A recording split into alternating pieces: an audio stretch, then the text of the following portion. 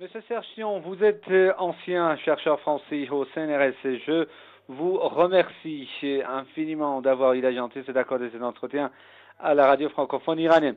Monsieur Thion, quelle analyse portez-vous sur cette visite en Inde du président français, Monsieur Nicolas Sarkozy?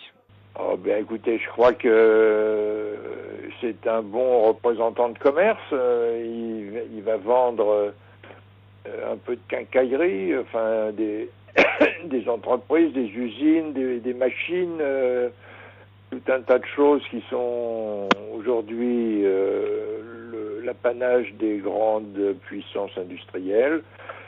Pour le vendre à des États industriels moins riches, moins puissants, moins avancés sur le plan de la technique. Donc c'est du commerce inégal, mais c'est du commerce.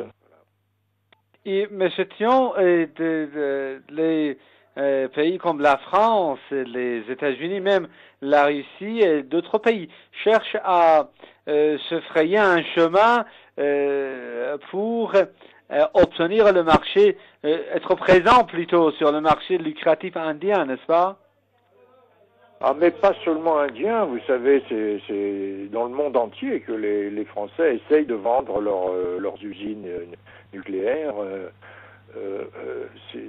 C'est un programme général du développement de ces industries, parce que il va certes falloir renouveler les centrales en France, mais ça fait pas un marché énorme, donc pour abaisser les coûts, il faut vendre beaucoup, donc on vend là où on peut.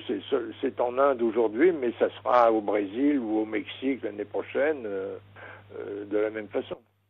Et que pensez-vous de cette coopération en matière du nucléaire entre la France et l'Inde? Ben, écoutez, elle n'a rien de particulier, c'est du nucléaire civil, pour autant que je sache. Donc, il s'agit de produire de l'électricité.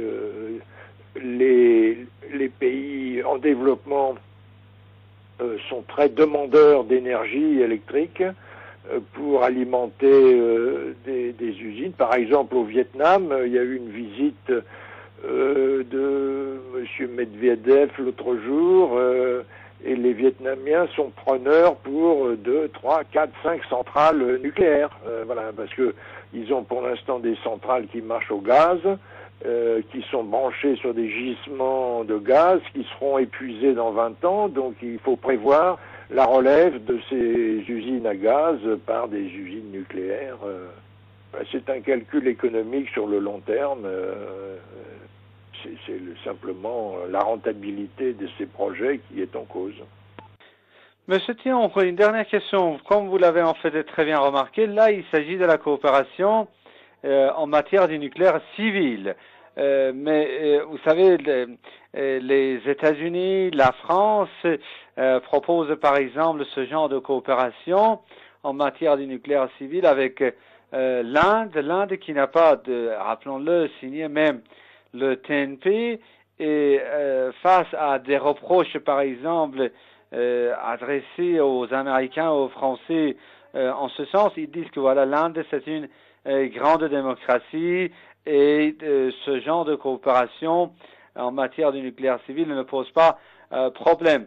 C'est vrai, les pays, comme vous l'avez dit, sont les demandeurs de l'énergie électrique, ils en ont besoin, mais ne pensez-vous pas qu'il faut, en fait, pour permettre à tous les pays d'avoir accès à une telle énergie et de pouvoir profiter d'une telle énergie, il faut abandonner cette politique de 2 poids 2 mesures qui consiste à permettre aux uns et à interdire aux autres. Oui, bien sûr, il faut qu'il y ait un minimum d'égalité sur les marchés mondiaux, et